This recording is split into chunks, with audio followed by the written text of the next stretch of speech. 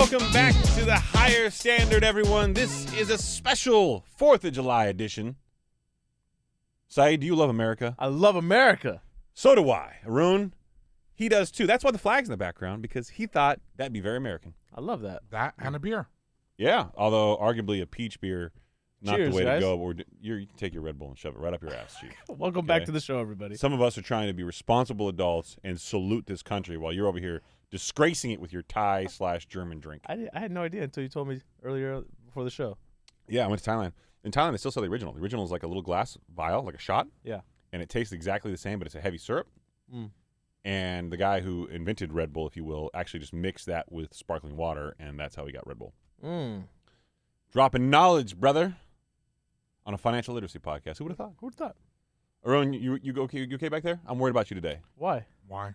You know, because Oh, God. Here we go. no, why? Why did I even fall for that? No, that's not it. Come on. What are you worried about? That's so messed up. Tell me, what are you worried I about? just feel like you've been, mean to him before we started the show, and I just want to make sure that he was okay about all that stuff you were attacking him for before the show started. What exactly? Why you're spreading misinformation, dude? That's You're trying to not get us true. kicked off of YouTube? That's not true. This is where You got misinformation. real pouty over the show intro. You're like, hey, man, I'm not going to put any time into this, man, so you guys do whatever you want, man. And, I mean, Arun, is that not an accurate representation of what he said? 100%. See? Is this There you go. gaslighting?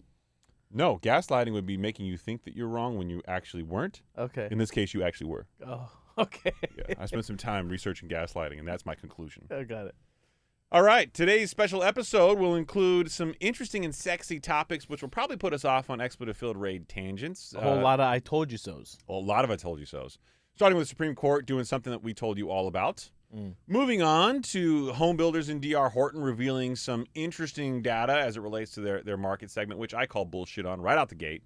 U.S. corporate bankruptcies, as Saied alluded to on previous shows, are on the rise. We'll talk about some home prices, make fun of Austin for a little bit because, why not? Yeah. Feel like, Easy target. yeah, they're there. Mm-hmm. I mean, if you're going to be in Texas and then be a Democrat and you're in Austin, you deserve it, okay? Kind of an asshole. I'm just saying.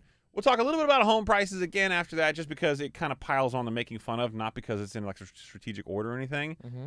And then maybe we'll talk about people hiring phone bots to torture telemarketers. I put this in just for you. I know you did, because I fucking loved torturing telemarketers.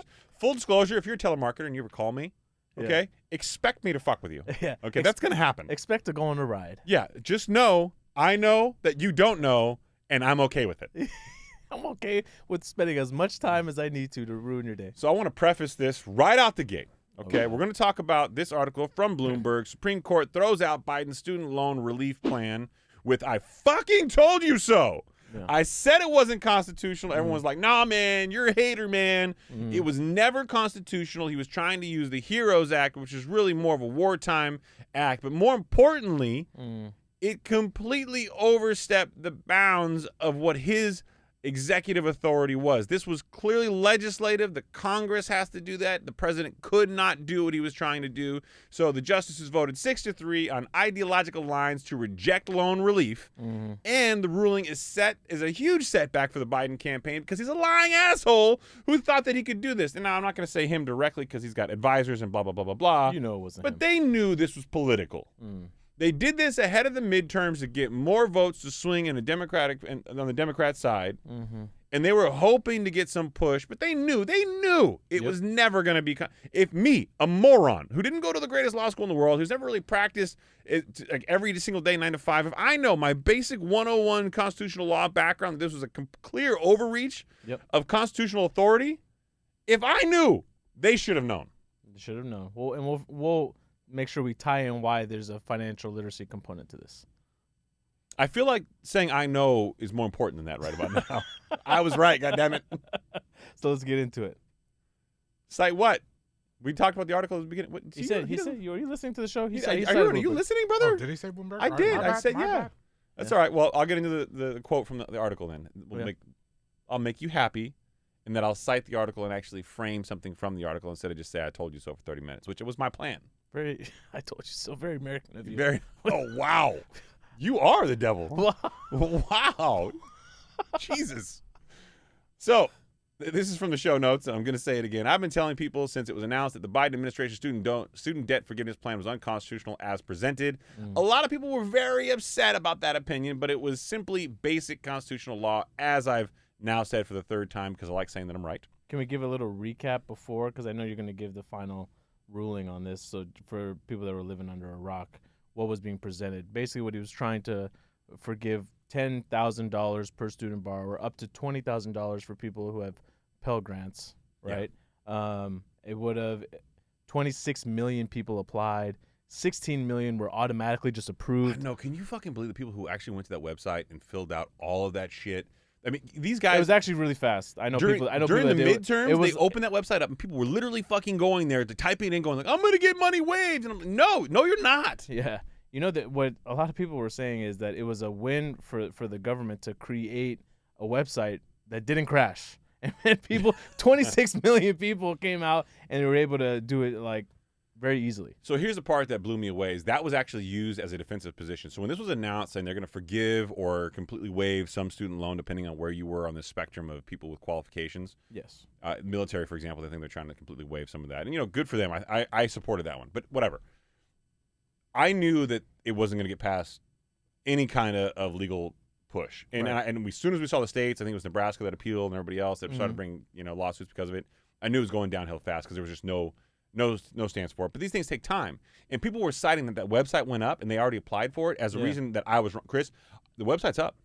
I've already applied for it, okay? And I'm approved. You're wrong. I'm approved. Right. This is going to happen. And I'm like, no, it's not. Right. No, it's not. Right. Lawsuits take time, and I guarantee you there'll be an injunction, which they did get. Right. And then it'll go all the way to the Supreme Court, which it did do. Right. And they lost. Right.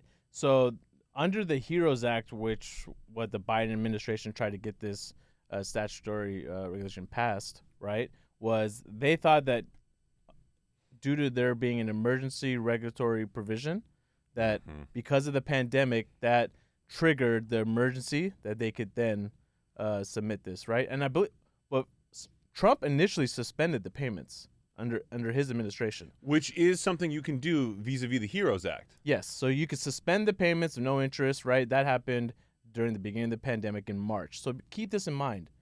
For the last 3+ years. But keep in mind, too, at that point in time, the legislature, Congress and the House of Representatives and the Senate, they legitimately supported Trump's action in doing that. And I agree that they should have during that time. There was so much uncertainty, right? The beginning of the pandemic, no one really knew, unemployment was getting ready to spike. Things were going out of control. I think it was done too soon. You want my honest opinion? I think it was done too soon. Oh, I really? think part of the reason we're in the financial position that we're in today was that the government sent people home to work. We had these immediate knee-jerk reactions because we were so afraid. People can't go to work. People can't do this. People can't do that. We were trying to find a way to have business still be open. Right. I think it was all too much of an overreaction. Yeah. I think we were all freaking out, and we were all going way too hard at the, holy shit, let's come up with a backup plan strategy, when in reality we should have taken a harder look at the pandemic itself. Right. So you want to finish reading your quote? Okay, Arun, you want to tell him or should I tell him? Go for it. Okay, your energy levels subpar today, brother. Come on. Yeah, you coming in? I'm is this water in this Red Bull? What's going on? I'm trying to be respectful. There's the energy. Bring the energy. So I got to make fun of you to get you going? I'm trying to be respectful before I get into my points. So I have to say mean things to you to get you going. There you go. You look fat. I do. I you know. look fat. Vertical stripes on a rotund guy is not a good call. I want you to be paranoid and use that energy the rest of the show, okay? Where's the white T-shirt? The black T-shirts make me look skinnier, apparently. I've been going back and researching old footage. The U.S. Supreme Court tossed out President Joe Biden's plan to slash student debt of more than 40 million people. 26 million plus had already applied and got approved on the website, rejecting one of his signature, quote, initiatives as exceeding his power. Oh, my God, who knew? I did. I knew. Right. And so did you if you listened to the show. The justices voting 6-3, like I cited earlier, along ideological lines, sided with 6 Republican-led states, 6, that sued to challenge the program, which by more than one estimate would have cost $400 billion over 30 years. Arun, if you could scroll up a little bit for the last paragraph. Now, that is a lot of money, and a lot of money to spend during what is clearly a situation where the Fed is battling inflation. Government spending would have helped inflation increase, not decrease. It would have worked against the Fed. So this being offered at that point in time also was completely ignorant to the landscape financially what was going on. Writing for the court, Chief Justice John Roberts, one of my all-time favorites, by the way. If you ever get a John Roberts citation, you get an opportunity to read his opinions. They're always snarky and pointed. Right. Love it. He's a sassy motherfucker. He's sassy. Chief Justice John Roberts said the administration was, quote, seizing the power of the legislature, end quote, by trying to cancel more than $400 billion of student debt. That's the legislature's decision, not the executive branch of the government. Right. That is not in his discretion and should never have been done. And I truly believe they knew. They could, because there are other methods that they could have used to actually go down this path. There's the Higher Education Act that they could have used, which arguably has a better chance of passing. Now, that would have its own challenges as well, given the fact that something like this should really go through Congress and not the president should be making a ruling on this. But ultimately what the court decided was there wasn't, what is it, an emergency regulatory authority. Look at you. Siri, man. Siri's Siri, been off, you know? Siri not used to me talking so much. She's like, get this guy to stop Siri's talking. like, why is this chubby dude talking to me? I don't know, Siri. I don't know. Basically, they thought that there wasn't an emergency regulatory authority for the president to come out and act this way.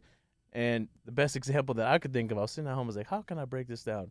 If we have an emergency savings account, and I decide my car needs fixing, and I go, you know what, fuck this, I need to go buy a new car. And I spend that emergency money on a new car. My wife comes in, puts the presidential veto down, says, no, sir, go get your car fixed. That's a good analogy, yeah.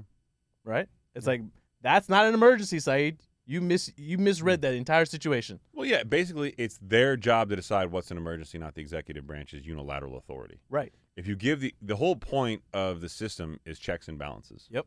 Right? So if you have the president acting with this unlimited power, there's no check and balance on him. The whole point of having the legislature is they're supposed to be representatives of the people, representatives of the states. Now, corrupt as it may or may not be, I'll leave you guys all to decide. Pelosi,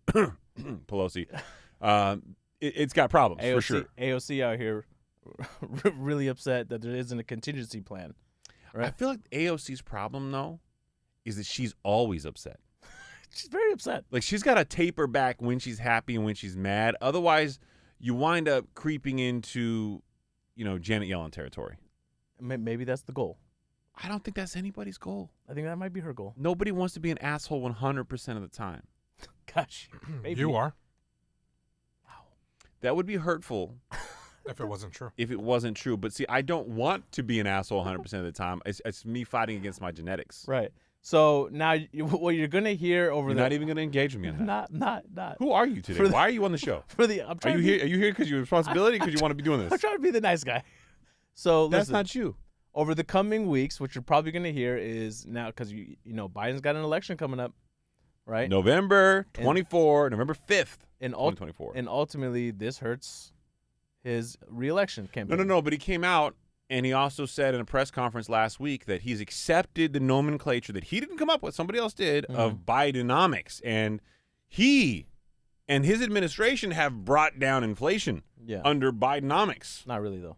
Not at all. Not when looking at the Fed's preferred measure. And we'll get into that. Well, first of all, the Fed brought down inflation. Right. Okay. Start there. Yeah. And second of all, he's been working against it. Yeah. This bill of his, it had it in the past, would have thrown inflation through the roof. So what you're going to start to hearing is a contingency plan to make the borrowers feel like, no, our guy's still fighting for us, right? Yeah, so it's never going to happen. The first thing put out there now, it's not going to happen. It's not going to happen. The first thing that you're going to probably start to hear is a potential suspension of payments again. And let me tell you why that's not going to happen, or why it most likely will not happen. It might, but most likely why it won't. During the debt ceiling negotiations, one of the first things that they all agreed upon was to cancel the suspension of the interest-free debt payments, or stopping all payments. Yeah. They want to start that back up. You got to get the economy moving again, and honestly, I believe that is probably the biggest weight on why consumer spending hasn't come down. Yep, exactly. People haven't been paying their student debt. The other thing that you might hear is maybe they can retry again under a different regulatory statute. Like I talked about the Higher Education Act. Yeah. I'm telling you right now, he knows he's going to lose if he does that. It'll get struck down again. and it'll probably get struck down in and around November of 24, given the timeline of how long this took out to play out. So that's not a good time for you if you're running for president. You know what I mean? So keep in mind, payments have been paused since March of 2020. That's a long time. 3 years of balling out, man. Balling out. That's you ever wonder why your favorite social media, Instagram celebrities on all these vacations? Now you know where they've been influencing from. Right. So that's 3 years that people have not had to deal with payments, out of sight, out of mind. You know they haven't been planning. A majority of people, 45 million people, have not been planning to restart these payments again. Oh no, a lot of them were hoping that they'd be waived. Right. Keep in mind, so the 10 to 20,000, depending on where you fell in the spectrum of this proposed now unconstitutional student debt forgiveness. Yes. That wiped out like 80% of student debt for most people. I mean, for like across the country, Yes. it was a big number. I think it was maybe even 90%. Yeah, it was an overwhelming proportion of people who had student debt who had wiped them out. Right. So it was huge. Would have been really, really good, right, if what the economy needed was more consumer spending. But right now, consumer spending has been the only thing propping up the economy. So hasn't really been an issue. Once these payments have to start going into effect, the average student loan payment we talked about in a previous episode, anywhere between $200 to $400. That's an extra $204 expense for people that we know are having a tough time right now savings, right? Their credit card payments are going up every month, right? It's projected by some investors that this is going to affect the market cap, $18 billion of consumer spending a month. Wow, that's a lot. That's a big number. Big number. Affordability is a problem, man, in the housing market too, and that spending kind of translates over. Well, think about it. We talked about it before. Consumer spending makes up about 70% of the U.S.'s GDP. Mm-hmm. So $200 billion a year taken away from consumer spending. You want an early, not 100% confident to make a prediction, but thought? Okay. I think there is a strong likelihood of once student debt repayment starts, once the housing market becomes more visibly affected, once we're more tangibly in a recessionary economy, for there to be a visceral swing the other way. Yes. To trigger the recession in a much quicker, more profound way. Yes. And I think that stickiness that we've seen, kind of where you're seeing inflation coming down, but it's sticking around 4%. Yeah. I think we're going to have a 3 handle, possibly, this next time. I'm not worried about this print. The headline figure or the core? Because Headline, not core. Okay. Well, headline PCE did hit that 3 handle. No, I know, but I think we're going to still see a 3 handle, Mm-hmm. and I think what you're going to see is a violent swing the next time down even lower, or you're talking about potential like recessionary triggers at this point in time. Yeah. Which is what a lot of people, except for my favorite Jeremy Siegel, we'll talk about it later, has an opinion on. He has a different thought. But let's go to home builders, because this pisses me off to no end. Mm-hmm.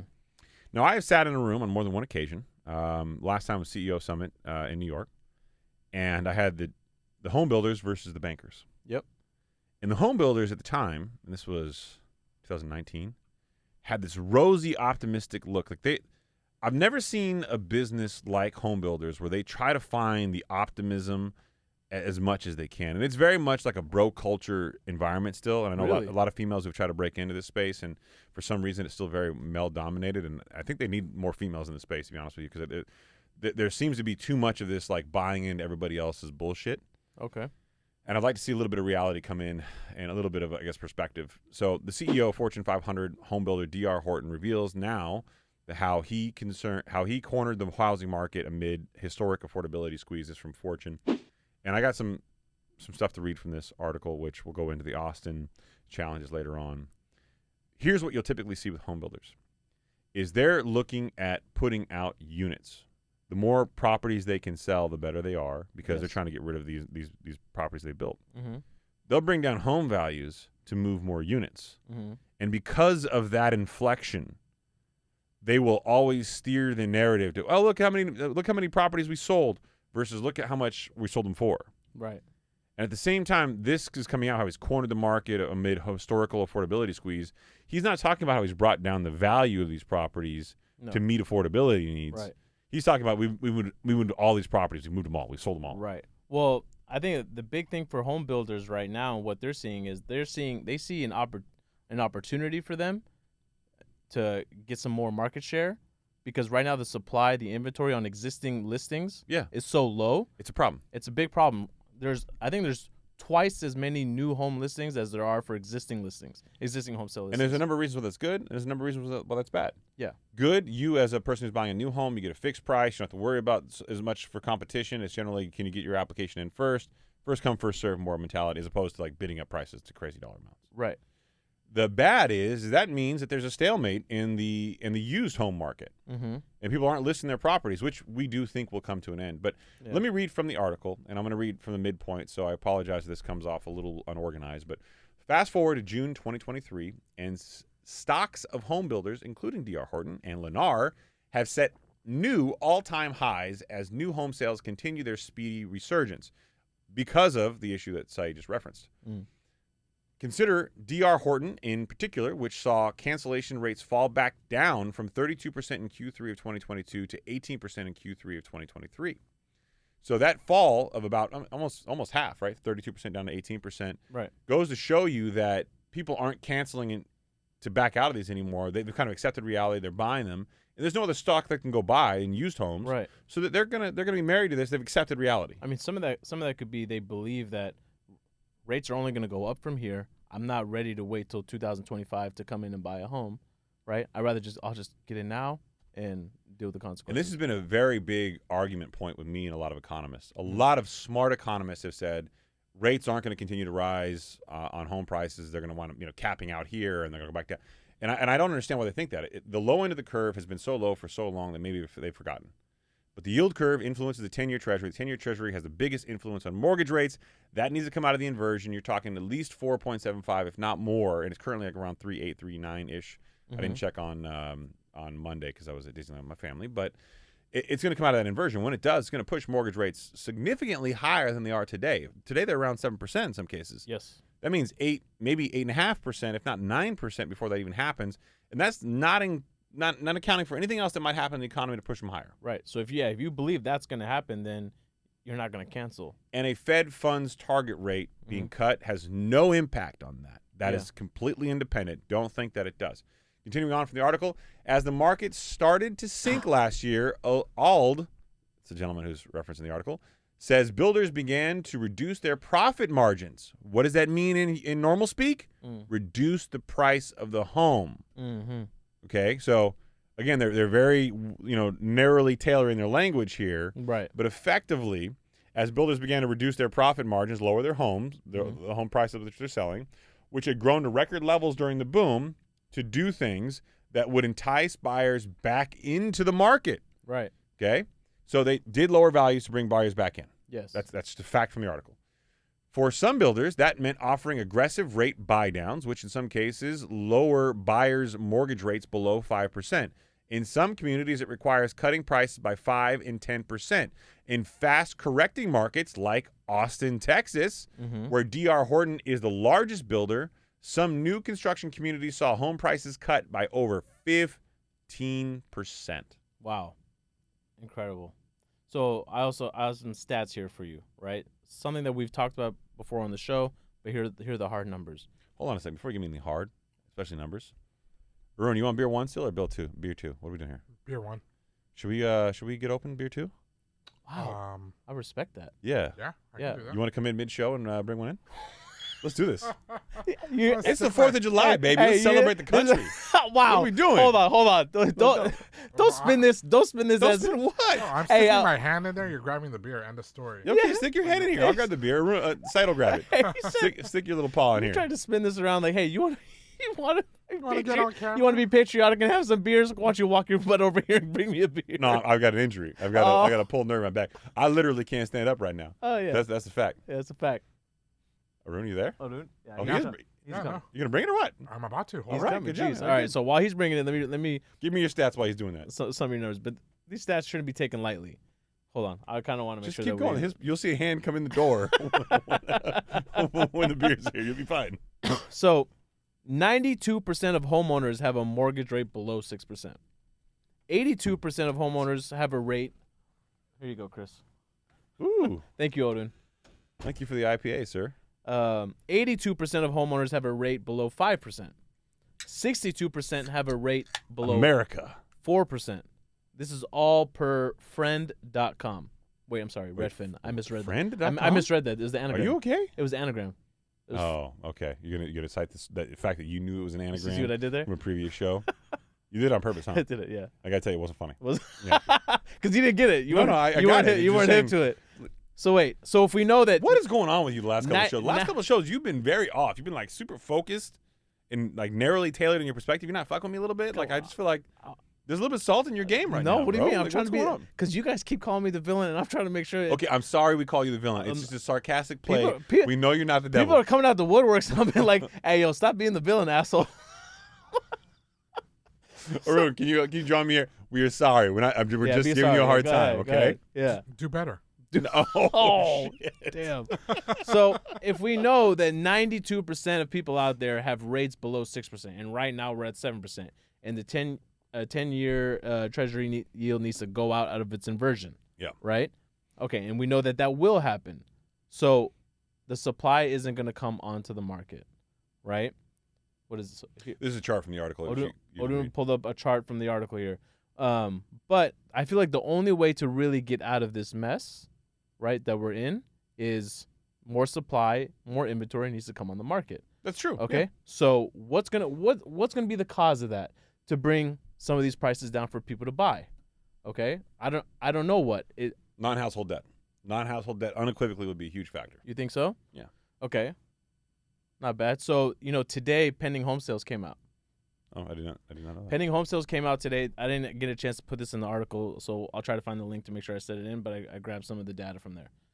Pending home sales dropped 2.7% in May, month over month. It fell in 3 of the regions, right, month over month. Was down 6.1% in the West, 5.3% in the Midwest, 5.4% in the South. In the Northeast, up 12.9%. But ask me what that price range was. What was their price range? $270,000. That's an affordability issue, dude. It's a huge issue. Yeah. People can only that's what people are buying because that's what they can afford. So if that's the case, we need more supply.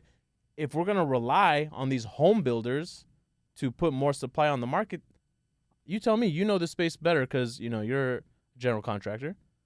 From start to finish. I mean, from when housing permits begin to your start to breaking ground to getting it listed on the market, it's gonna take so long for the supply to hit the market.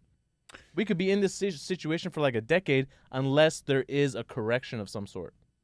I think there has to be a correction. If you're of the generation who wants to buy a home or upgrade your current home, and that's frankly a lot of America right now, you can't do it. No. I mean, what if you sell your home and you want to use your equity in your property to buy another home, which is what most Americans do, you're going to give up this rate for double the rate for more home. It's like triple the payment. Right. And most people aren't prepared because keep in mind, they underwrite you to about 25 to 45% of your gross income. Yeah. For your debt to income ratio? Yeah, for your debt to income ratio, for your affordability. Can you afford this property? That's the Fannie Freddie guidelines. Yeah. Well, if you're already at that because you stretched to buy a home, maybe explain to people why do these institutions need to underwrite to that 45% mark? Well, in a practical sense, they want to make sure that you can afford the home and that you have enough discretionary cash flow left over after making your mortgage payment to afford the cost of living. Because of what happened in 2008. Not just because of what happened in 2008, just because it just practically makes sense. Because Well, 2008 highlighted it, certainly. Yeah, but back then they were taking stated income. People Yeah. used to be able to state how much money they're making. Mhm. Oh, and qualify me for this loan. But now, banks especially are required to show an ability to repay the loan.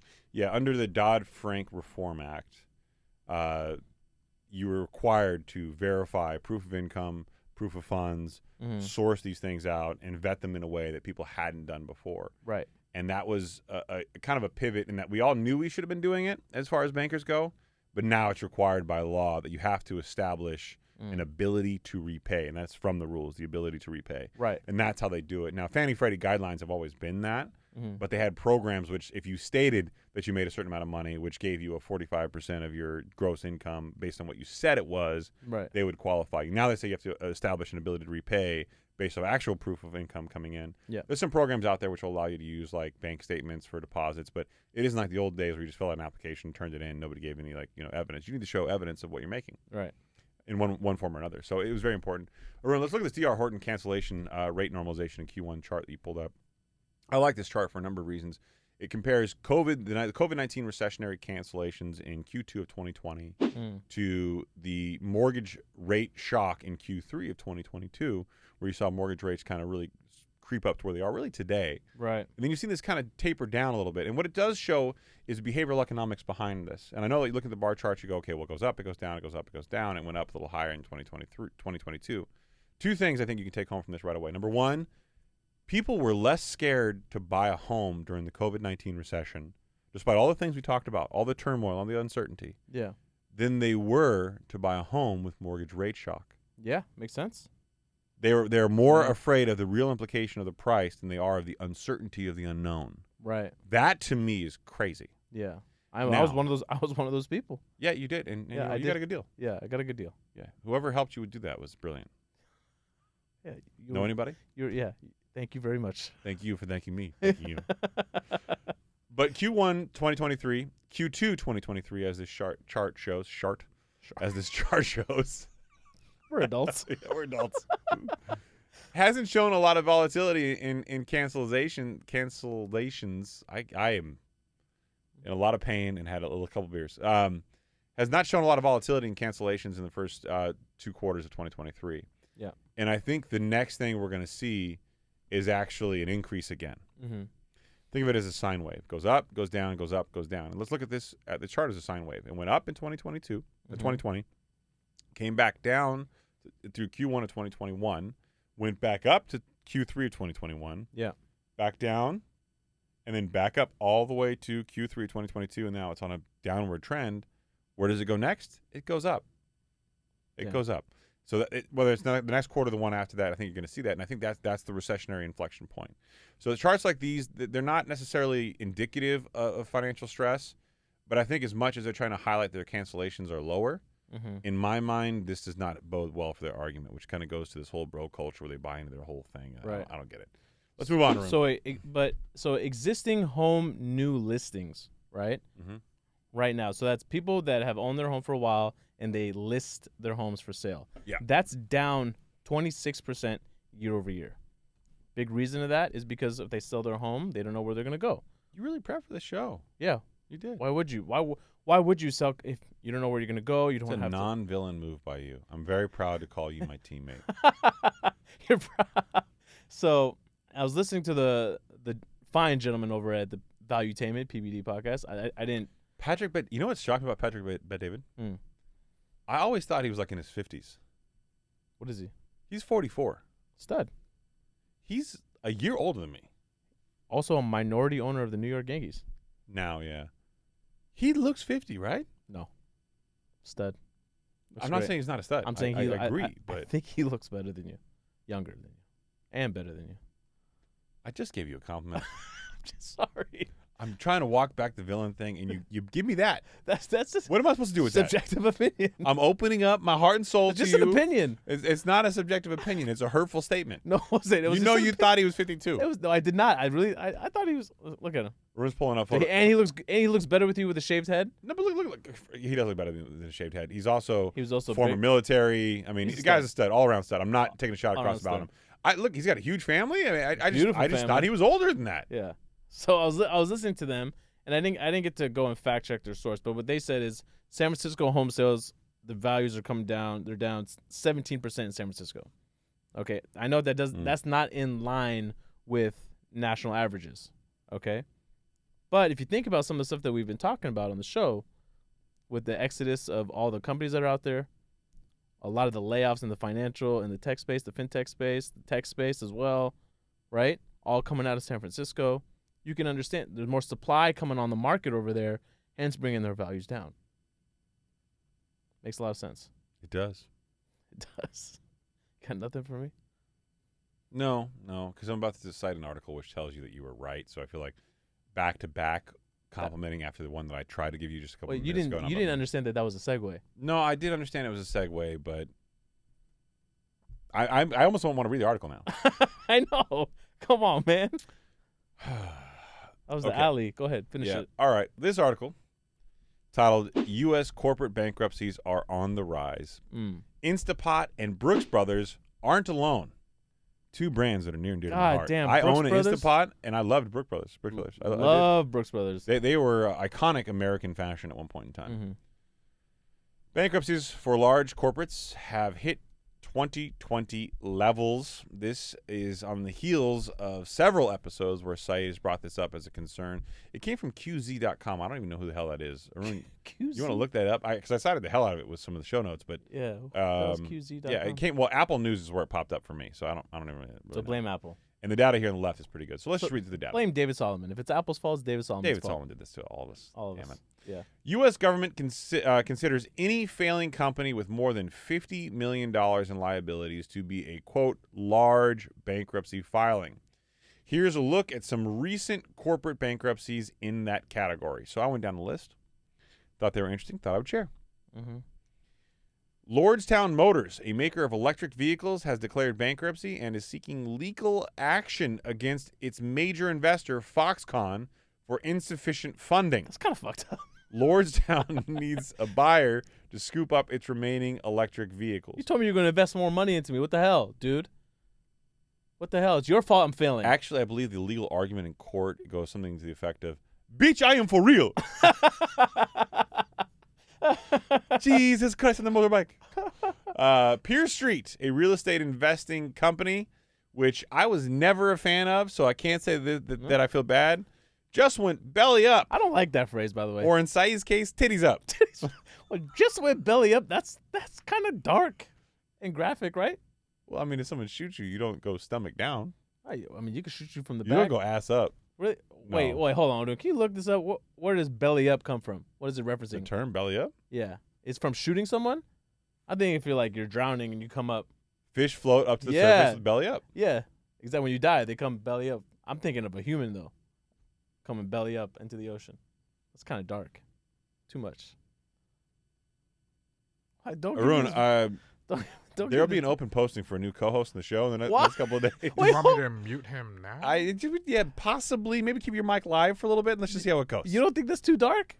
I think that you are in a very interesting place right now in life. And whoever this is that you're bringing to the show every week, bring the old Saied back. Okay. I want the old Saied. He muted you already. Wow. So as I continue talking to myself, thank you guys. The show's gotten immediately better. Pier Street has gone belly up. The company blamed tough times in both mortgage and the venture markets and plans to sell its home loans and technology assets.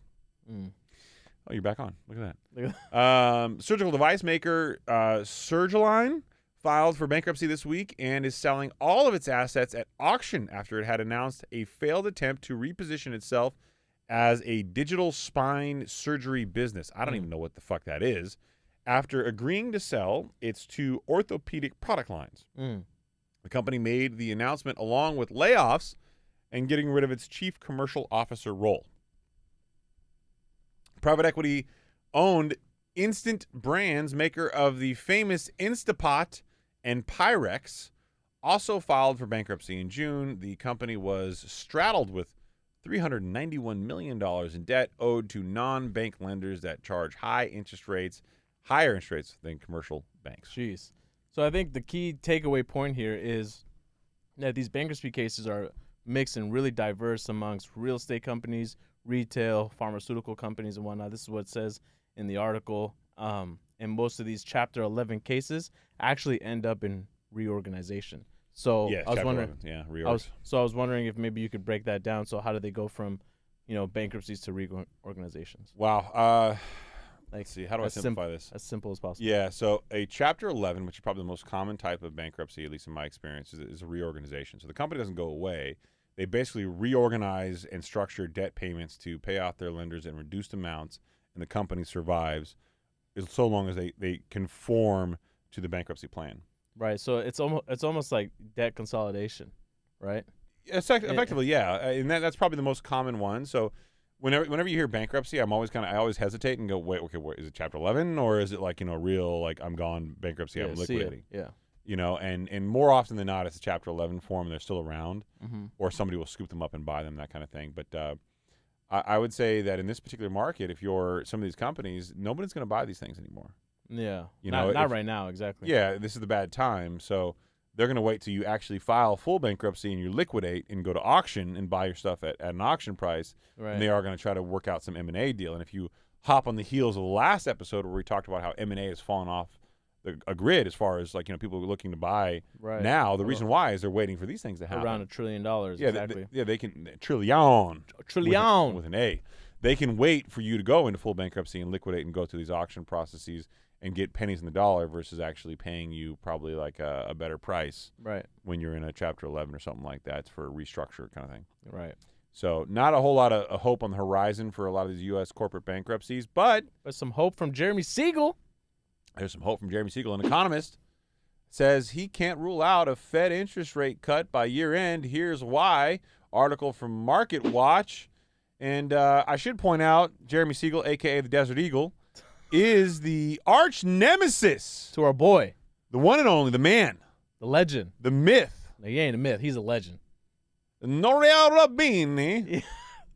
Exactly. The man who predicted recession. Both colleagues, right? At NYU? Both colleagues at NYU. I would say oil and water. And without any racial implications, wow, Roubini is the oil and Siegel is the water. Siegel said he thinks the true rate of inflation has already fallen from the Fed target rate of 2% on a year-over-year basis. If calculated with the real rental and shelter prices, and we'll get into that momentarily, while the core of the PCE index, the Fed's preferred inflation gauge, still stood at around 4.6% in May, the Fed also knows that lower data is going to come in the second half of the year, according to Siegel. Okay, 2 points right off the gate. Number one, he is absolutely right. Real rental and shelter pricing, housing, will come down. Will and has come down. We've seen it on the West Coast. We've seen it on the East Coast. You haven't seen it so much in the South and Midwest. Previous episodes, we highlighted a graph which showed that. We're just waiting for these existing contracts to get reflected on the data points when they report them. So Siegel is making that reference, and I don't disagree that is a very strong probability and possibility. Now, I will say year-over-year inflation compares inflation from today to 1 year ago. So when you see the number come out, yes, it's a pretty significant thing. Well, guess what happened during the next inflation print 1 year ago? Inflation was notably significantly higher already. Right. Which means the average inflation number comes down by about 1%. Yes.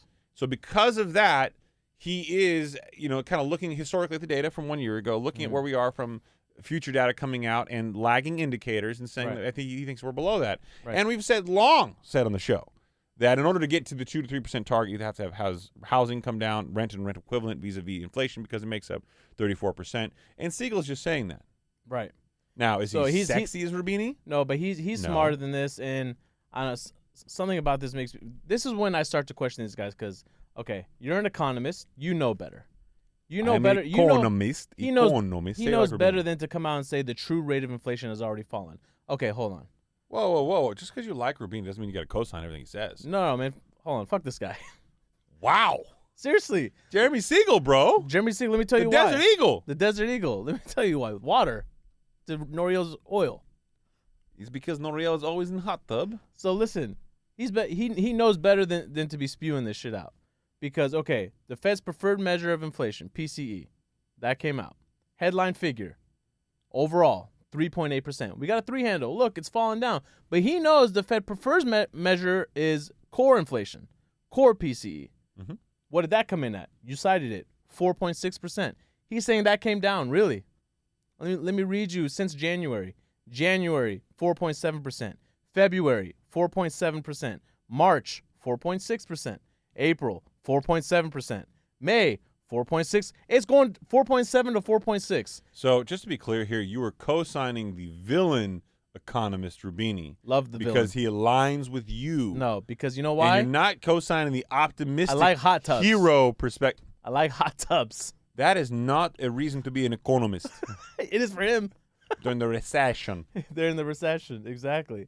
So that's why he knows better. He knows the Fed. And look, right now, I believe the Chicago Mercantile Exchange, as of a couple days ago, 80-some% chance of raising Fed funds rate at the end of this month. Yeah, fuck. 25 basis points. It's high. It's high. As of right now. Well, as of right now, And well, look, hold there's on. no data that I think is coming out that's going to stop that. That's the problem. This was the data point right here that the Fed's going to be leaning on the most, right? And now, is it enough of a wait-and-see approach that they said that they were going to take? No, I don't think so. They said they wanted to, implement a wait-and-see approach that should, in my mind, be at least several months. A lot of these indicators are lagging indicators, right? Here's the reason why they like to exclude food and energy. So the headline figure of 3.8%, which includes food and energy in the overall inflation number, 3.8%. That's largely come down because of, remember we were talking on the show, man, eggs out here are like gold. Remember we were talking about that?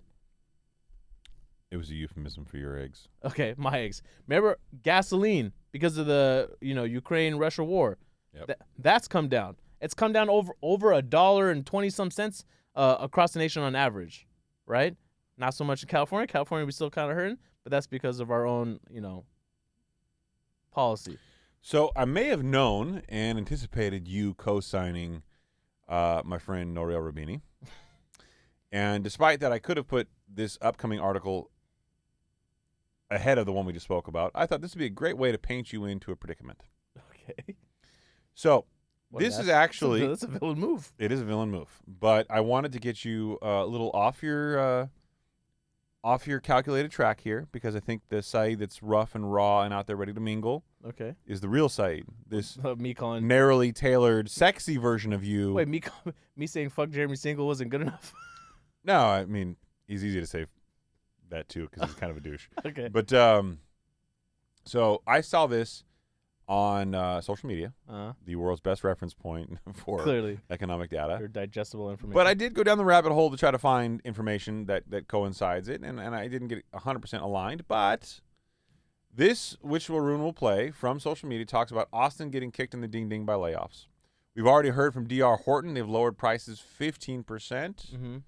But I thought this was an interesting take. Arun, you want to give it a play? It's from Reventure Consulting, and we'll have a link in the show notes. Prices in Austin, Texas just crashed by 20%, with Redfin showing a huge collapse in median sale price from $570,000 in 2022 all the way down to $460,000 in 2023. And home prices in Austin are likely to continue to decline because of all of the massive layoffs. Companies headquartered in Austin like Tesla, Dell, and Oracle continue to lay off workers left and right. That's happening just as home builders in Austin continue to go crazy, pulling nearly 50,000 permits for new homes and apartments in 2022. That's double the pre-pandemic level and also double the level of building back in 2006 at the peak of the previous bubble, which means that there's a lot of people who bought a house in Austin in 2021 and 2022 that are regretting it right now, that are underwater on their mortgage or will be underwater soon. But I think prices in Austin are going to keep going down, with data from Reventure app showing that Austin's housing market is still 27% overvalued. Prices. Wow. 27% overvalued. So going a little farther down this rabbit hole, I decided to dig through Redfin. Now, I couldn't find the exact data he was referencing, but I do believe that it's out there. I just didn't spend the time doing it. I found this. The median U.S. home sales price fell 4.1%, $17,603 year over year in April. We covered this on a previous episode to $408,031. That's the biggest drop on record in dollar terms and the largest decline since January of 2012 in percentage terms. So how did you pin this against me? April marked the third largest consecutive month of year-over-year declines, following roughly a decade of increases. Arun, do me a favor and pull that chart and make it nice and big and sexy in front of Arun real quick. I'm in front of Saied. I'm all over the place. Fuck it. All right, home prices posted the biggest drop since 2012 in April. That's a hockey stick down. Yes, it is. That is what Siegel was talking about, brother. That's what Siegel was referencing. This data is going to come in. He's citing overall inflation. He wasn't talking about home prices. Yes, but this is rent and rent equivalent, which is a 34% portion of inflation. And before you get sassy, it is. Arun, close this. Let's go to the next reference point, shall we? It will go down. Hold on. Jerome Powell himself also said, and we talked about on the show, I do think it is going to come down. I just don't think it's going to be coming down at a fast enough cadence for the Fed to cut rates. Fair enough. Okay. Matthew Hayes, our boy on social media, who's been linked up with me a number of times. Love me some Matthew Hayes. He's a stud. He pointed me to St. Louis Fed data, which is here. Builders will always sacrifice their sales price to save sacrifice their sales to save their sales price. So they'll No, pace. pace. Builders will always sacrifice their sales price to save their sales pace. Yeah, that's it. Quote the man correctly, guys. Sorry, I didn't make it larger for you, Chris. Yeah, I'm blind as shit. It's fine. I love you.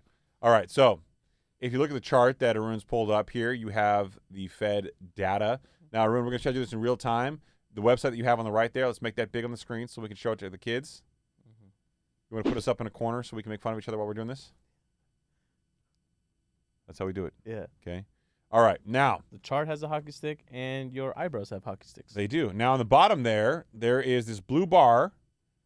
On the left of that blue bar, you can scroll the data over. There you go. Click that. Now, scroll all the way over until you get to about, keep going there.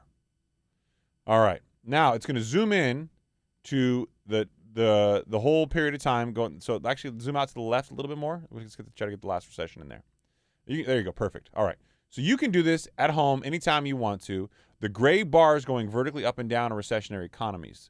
The one on the right is January 2020, the pandemic recession. The one on the left is the Great Recession. Look at the correction during the Great Recession of median sales price for new homes sold in the United States. And look at the top right corner of this graph. Look how fast that has gone down compared to the Great Recession, the largest impact on home values we have had in recent modern history. Right. Compared to what we're seeing now. There is a big correction coming. This is the problem with only analyzing month-over-month figures. You need to zoom out, look year over year, and see. Look, this is coming down. You're gonna have peaks and valleys, but it's on a downward trend. Right.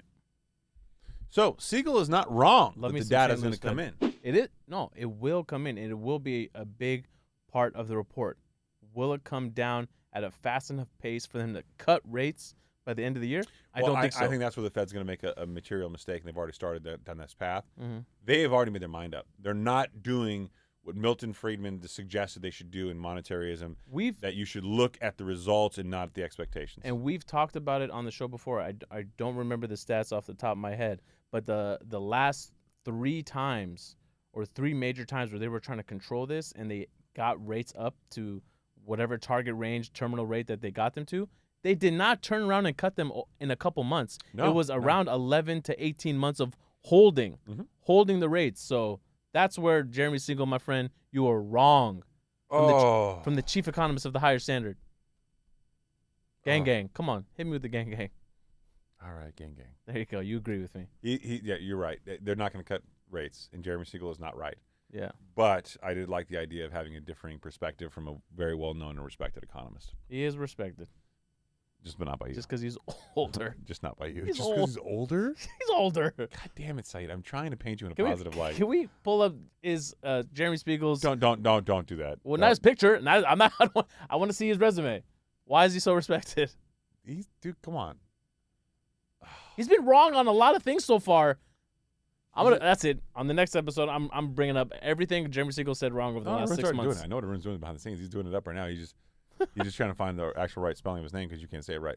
Jeremy Siegel? Yeah, it's not a P. Yeah, it's not a P. It's a Spiegel? Who am I thinking of? Why would I say the Desert Eagle if his name was Spiegel? Spiegel. Oh, is that? I think that was a poker player. No, I think you're just full of shit. No. Spiegel? There's no Jeremy Spiegel. Oh, there is. Oh, okay. He's known for Virgin Suicides. Great. No, not Good this job. guy. That's your actor. No, type in Spiegel poker player. Can we just stick to Jeremy Siegel? Did you ever for get now? into poker? Stop.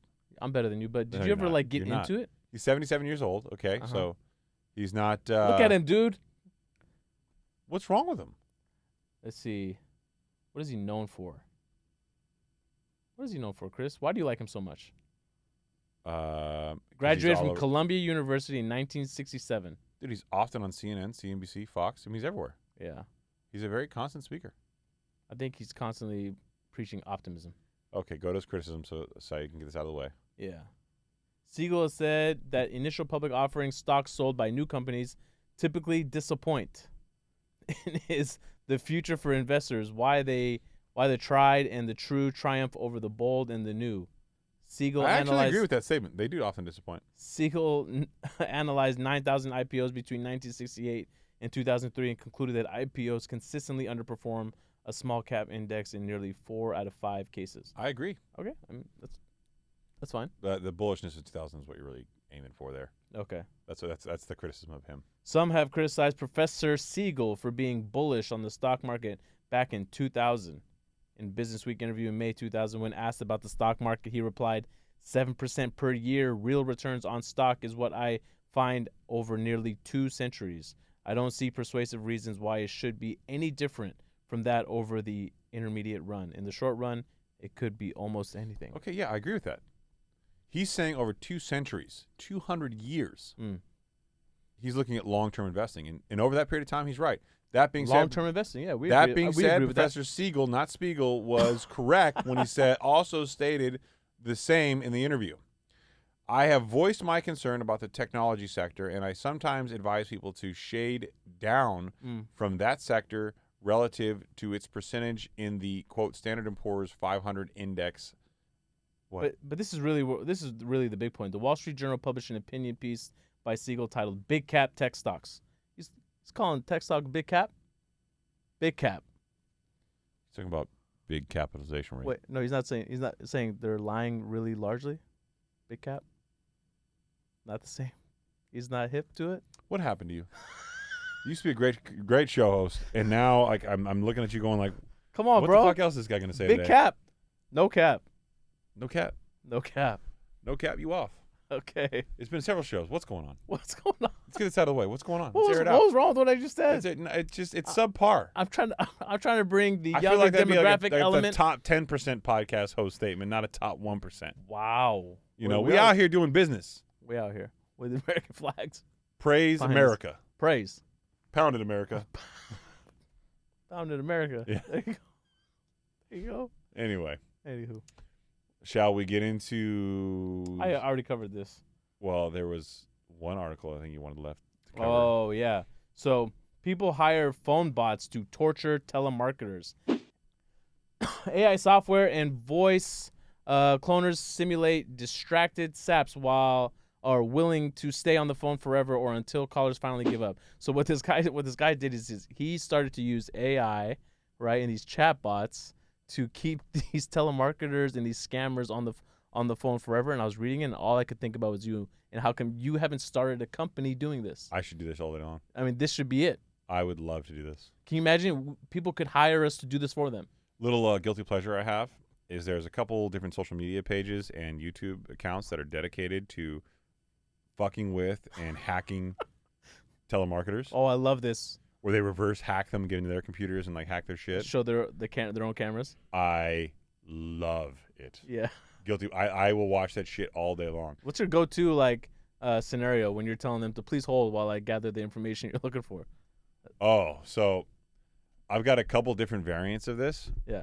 So variant 1 is I act stupid, right? And so if you're a wholesaler and you call me, yeah, this actually happened to me yesterday, and they're like, "Yo, what's up, man?" Blah, blah, blah. I'm like, "I've heard this pitch. You work for Keegley," and he goes, "Yeah," and I go, "Say what's up to your CEO, Jamil, for me." And he goes, "Thanks, bro. I'll talk to you later." So you ended it right away? Ended it you right away. should have kept them going for a little bit. Because I know Jamil, and I, no disrespect intended to him and his people, but I get it. But I get a lot of the wholesale calls. Okay. If you're domestic, you're calling me from here, and I can tell like you're just some dude who's on the phone like dialing for dollars. Yeah. I'm gonna fuck with you and give you like crazy ass prices. Like on a property that I know is worth like $400,000, I'm gonna be like, you know what, dude, you got me at the right time. I'm feeling desperate for cash. I could probably let that go for $1.1 million. Yeah. $1.1 million, but you know what? Fuck, you're really nice. I'll sell it to you for $1 million. And sometimes they've been instructed as soon as they get a price, get off the phone. Yeah. And that's not fun. Sometimes they're looking it up on the phone with you. Yeah, because they don't know. And they're like, the fuck? Yeah, where's this guy getting this information from? And I'm like, no, you don't understand. Like, so it used to be a 2-bedroom, 3-bath in Oklahoma City, but now it's actually an entire retail strip. Yeah. They're like, what? And you're like, yeah. So I demoed the whole thing, and I just started telling them a story, like a wild-ass story, right? And I try to pitch it to where like I'm way undervalued. Right. And then I get the manager to call me, and every once in a while you get somebody like, call you and like, I got your deal. I'm ready to do this. Let's go. Blah, blah, blah. I looked into it, and I'm like, all right, man, do me a favor. And he goes, yeah? Take my name off your fucking call list. And I go, oh, I love it. Because I own a lot of real estate. I get a lot of these calls. This is my favorite usage of AI software right now. I'm like, finally, Finally being used for good. If I get one call from the Philippines, I always try to talk to him about Makati City. Yeah. And like how I've been there. And like I won't talk to him at all about the property. I'd be like, I love Makati. Have you been to Boracay? Oh my God, the beaches are amazing, right? That's what you gotta do. You just gotta keep dragging them on. You know, Pacquiao has a house there, right? Yeah. Pacquiao. The guy on this was saying how he created it to make him sound really, really old. And they were asking him, how much credit card debt do you have? I think it was probably something like debt consolidation or something. Yeah. Right? And he's like, I can't remember if it's 1,500 or 15,000. Hold on. Let me log in. Hold on 1 second. And he kept putting them on hold. And then he'd come back. So how's your day going? Where are you out of? And he would drag on these phone calls for like hours. Mm-hmm. I got to be honest. I feel like I don't want there to be any racial undertones to this.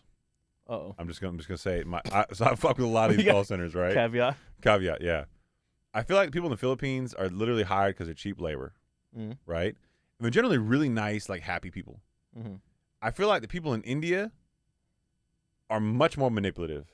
Really? Yeah, in my experience, with telemarketers. Mm. So, it's weird. Like you get like these call center vibes sometimes. Like I never had like a good experience like an Indian call center. Like they're usually like right. And you can tell the difference because you hear them in the background, you hear how busy they are, you hear like the accents and everything else. I'm at a point now though where I'm like, where the fuck is the FTC? Yeah. Like when do y'all motherfuckers step in and go like, all right, this shit's gone too far? Yeah. Do something about this. Like what, you guys can't stop this? Next thing you know, we need verified phone numbers. Bro. Oh, look at that. I want a little asterisk next to my name. Yeah. Unlock it. Yeah. I want to be able to change my picture on all your phones at the same time. What picture would you go with? Oh, it depends. This right here? Huh? With the American flag. Am I still working for a publicly traded company? No. Oh, no? Oh, fuck. Yeah. It'd be offensive as shit. I'd have like my reface app on somebody else's body, like Arnold Schwarzenegger's. Yeah. Yeah, it'd be bad. I got told a long time ago that I couldn't use the reface app anymore. Really? Yeah. I was wondering why you stopped. Those were great. I am technically not allowed to use the reface app because it's offensive. Ah. I guess the one that pushed it over the line was I put my face on Kim Kardashian's body in a music video. See, that's a bit much. I felt like that was That's fine. extremely disrespectful to Kim Kardashian. Actually, it felt like it was. Yeah. Okay. Well, I'll leave it there. Yeah. Stop it. I'll leave it at there. Yeah. All right. You got anything else? Yes, I do. 4th of July is a very special day to me, to Arun, not to Saied. To me too. Stop it. You haven't had any alcohol. You haven't imbibed to celebrate the day. When I go home and get in the pool with the kids, I will. I thought this was your home, Saied. No, it's not. All right. Well, Arun. Yes, sir. I love you, brother. Happy you 4th too. of July. I love you too, guys. Thank you for celebrating America with me. We'll just ignore Saied at all. Yeah, let's go. Cheers. No. Love you guys. No, stop. All right. No. Cheers, boys. Bye. Good night, everybody.